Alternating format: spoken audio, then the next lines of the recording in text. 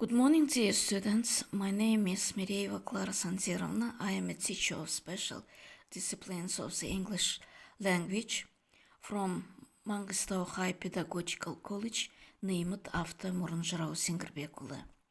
This video is devoted to the discipline of home reading. Theme of our lesson is Lost in the Post by Arthur Phillips.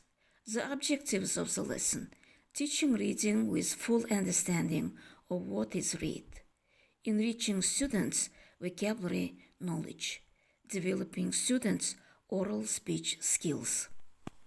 What is a short story in literature?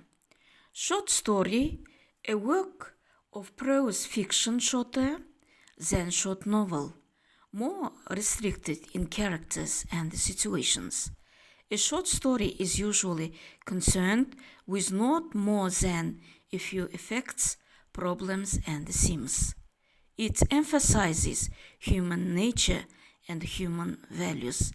Time and characters are limited, but the place is not.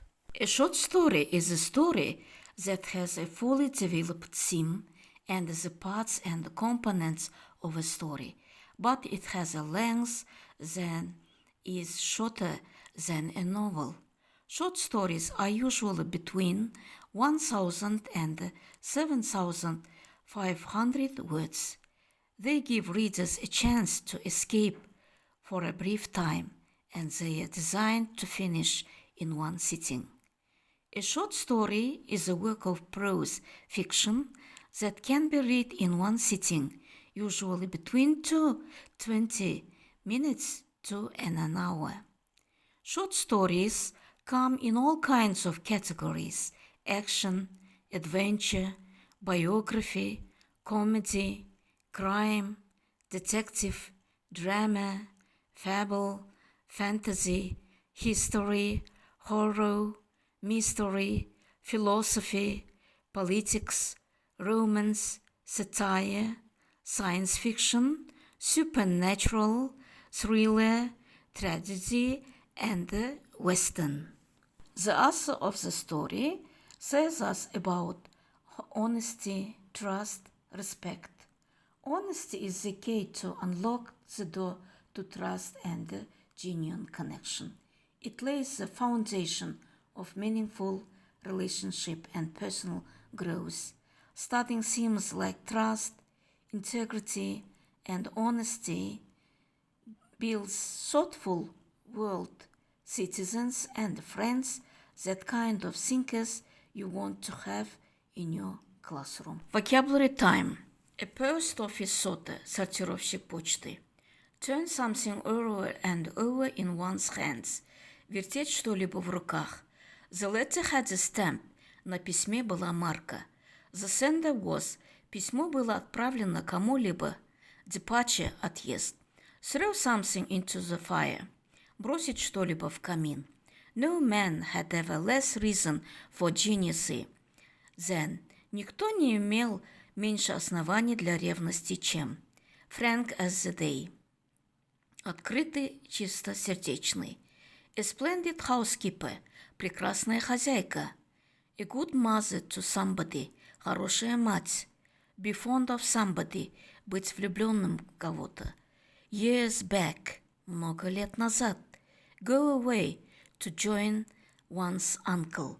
Уехать жить к дяде. It makes no difference to me. Для меня это не имеет значения. Someday. Как-нибудь однажды. Be at work. Находиться на работе. As. Так как. Fellow worker. Сотрудник. The working hours are over. Рабочий день окончен. Lock. Запирать. Get in through a window. Пролезть в окно или через окно. A postmaster. Начальник почтового отделения. Dismiss. Увольнять. Hire. Нанимать. Become unemployed. Потерять работу. Быть уволенным. Стать безработным. Their life was hard. Им туго приходилось. Borrow money from. Занимать деньги у кого-то. Several months had passed. Прошло несколько месяцев. Familiar. знакомый. Ainsley, a post office sorter, turned the envelope over and over in his hands. The letter was addressed to his wife and had an Australian stamp. Ainsley knew that the sender was Dickie Soames, his wife's cousin. It was the second letter Ainsley received after Dick's departure. The first letter had come 6 months before. He did not read it and threw it into the fire. No man ever had less reason for jealousy than Ainsley.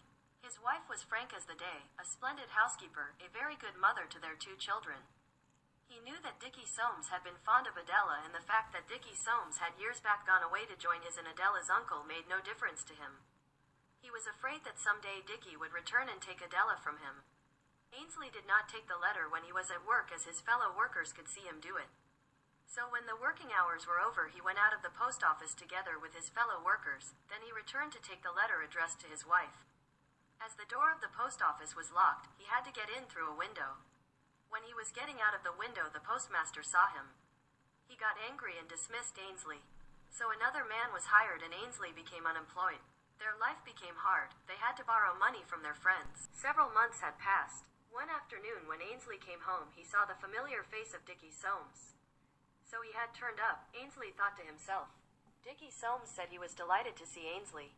I have missed all of you so much, he added with a friendly smile. Ainsley looked at his wife. Uncle Tom has died, she explained, and Dickie has come into his money. Congratulations, said Ainsley, you are lucky. Adela turned to Dickie. Tell Arthur the rest, she said quietly. Well, you see, said Dickie, Uncle Tom had something over 60,000 and he wished Adela to have half.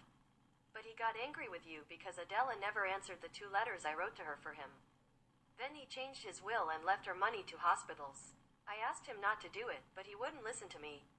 Ainsley turned pale. So those 2 letters were worth reading after all, he thought to himself. For some time everybody kept silence. Then Dickie Soames broke the silence. It's strange about those 2 letters. I've often wondered why you didn't answer them. Adela got up, came up to her husband and said, taking him by the hand. The letters were evidently lost. At that moment Ainsley realized that she knew everything. Let's answer the questions. Who was Ainsley? Who was Dickie Soames? What was the main reason for Ainsley's hiding Dickie's letters from Adela? How did Ainsley behave when the second letter arrived? What happened as a result of his behavior? Was Adela's uncle a rich person? Prove it. Did he want Adela to come into his money? Why did he have to change his will? What did Ainsley mean saying those 2 letters were worth reading? What proves that Ainsley's wife guessed everything? Why do you think she said that letters had been lost? True or false statement?